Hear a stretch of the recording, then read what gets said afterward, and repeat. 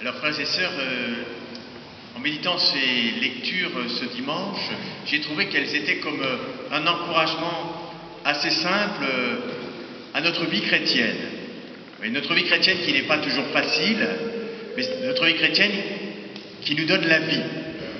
Alors, en lisant l'Évangile, tout d'abord, j'ai trouvé que la demande des deux disciples, Jacques et Jean, des deux apôtres Jacques et Jean, était positive. Oui. Jacques et Jean, ils veulent être à côté de Jésus. Et je me disais, est-ce que nous-mêmes, nous avons ce même désir? Est-ce qu'on veut être à côté de Jésus? Alors, ils veulent les premières places, soit peut-être que leur désir n'est pas complètement pur, mais au moins il est pour moi enthousiasmant. Ils ont compris que Jésus avait quelque chose à leur donner, que Jésus c'était là où il fallait être, et donc ils veulent être à côté de lui. Alors Jésus d'ailleurs, d'une certaine manière, il accueille leur demande, il dit, bon, vous ne savez pas trop ce que vous demandez, mais est-ce que vous êtes capable de boire la coupe que je vais boire et être baptisé du baptême dont je vais être baptisé? Alors eux, ils répondent un peu étonnamment, ils répondent, oui, on le peut, pas de problème, tout ça. En fait, Jésus leur dit, est-ce que vous êtes d'accord pour vivre la vie chrétienne? Est-ce que vous êtes d'accord pour vivre la vie chrétienne? Et eux, ils disent d'accord. Alors, on peut se poser la question à chacun de nous, est-ce que nous avons aussi cette conscience que la meilleure place où nous puissions être, c'est auprès de Jésus?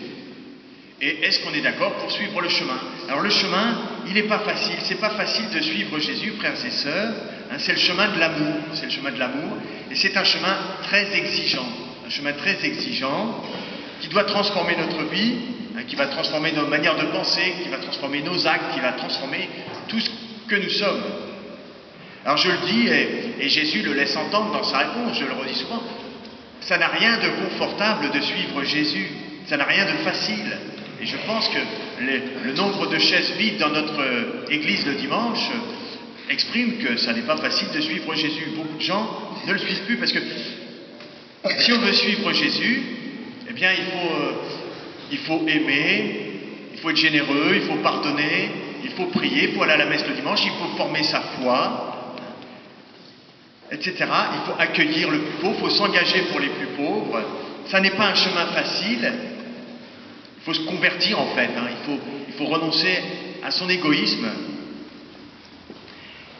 Et alors la lettre aux Hébreux nous laisse entendre que ce désir d'être auprès de Jésus, le désir de gloire, ils disent on veut être dans ta gloire, accueille-nous dans ta gloire, l'un à droite, l'autre à gauche.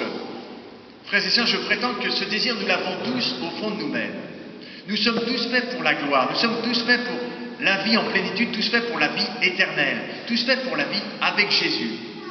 Alors Jésus il dit, bon ben, très bien, vous avez ce désir en vous, vous êtes sur la terre, les deux pieds dans la terre, dans une vie quotidienne qui peut être quelquefois difficile.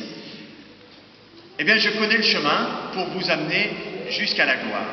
Et c'est ça que la lettre aux Hébreux nous dit, Jésus c'est le grand prêtre qu'il nous fallait. Le grand prêtre, prêtre et pont sont deux mots qui ont la même racine. Jésus c'est celui qui va faire le pont entre notre désir de vie éternelle, notre désir de plénitude, notre désir de gloire et cette réalisation plénière.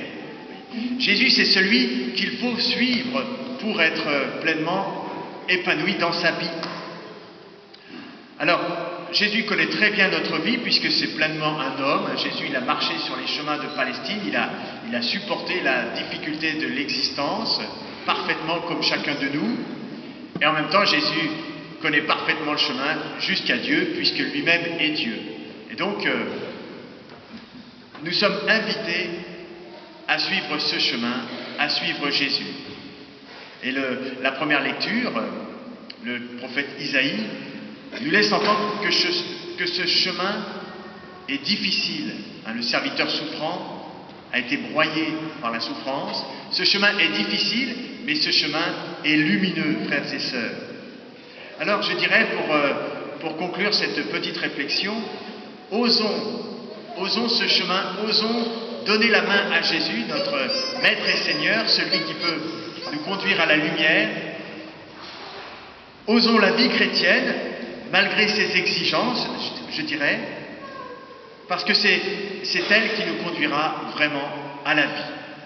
Voilà la réflexion que je voulais vous partager ce matin, et je dirais volontiers, en baptisant Augustin et Raphaël, eh bien c'est ce chemin sur lequel on veut les mettre. On veut qu'ils prennent la main de Jésus pour que tout au long de leur vie, ils puissent monter jusqu'à la gloire à laquelle ils sont appelés. Et c'est ce chemin que leurs parents ont choisi pour eux et sur lequel ils s'engagent à accompagner leur enfant, main à main, dans la main de Jésus. Alors j'ajoute un petit complément à cette réflexion, puisqu'aujourd'hui c'est la journée mondiale de prière pour les missions. La mission, frères et sœurs, elle commence quand dans mon cœur, je comprends que Jésus est celui qui pourra me conduire à la gloire. Moi qui suis fait pour la gloire, je peux chercher toutes sortes de chemins, peut-être y en a-t-il de plus faciles, mais ils ne me conduiront jamais à la vie éternelle, j'en suis convaincu. La mission, elle commence quand, dans mon cœur, je suis saisi par cette lumière que Jésus me propose, comme il a saisi Jacques et Jean, qui ont cru en lui, qui ont dit « Nous, Seigneur, on veut être à ta droite et à ta gauche ». Et alors, à ce moment-là, on va pouvoir la partager à tous ceux qu'on aime. Tous ceux qu'on aime, on leur dit « Vous aussi, toi aussi, tu as le désir de vie en plénitude, toi aussi, tu as le désir de gloire, toi aussi, tu as le désir de vie éternelle. Moi, je connais le chemin, je te le propose, c'est Jésus. » Alors, je conclus. Vraiment, Jésus n'est pas un chemin facile, mais il est le chemin de la vie. C'est celui que nous voulons montrer à tous ceux que nous aimons. Amen.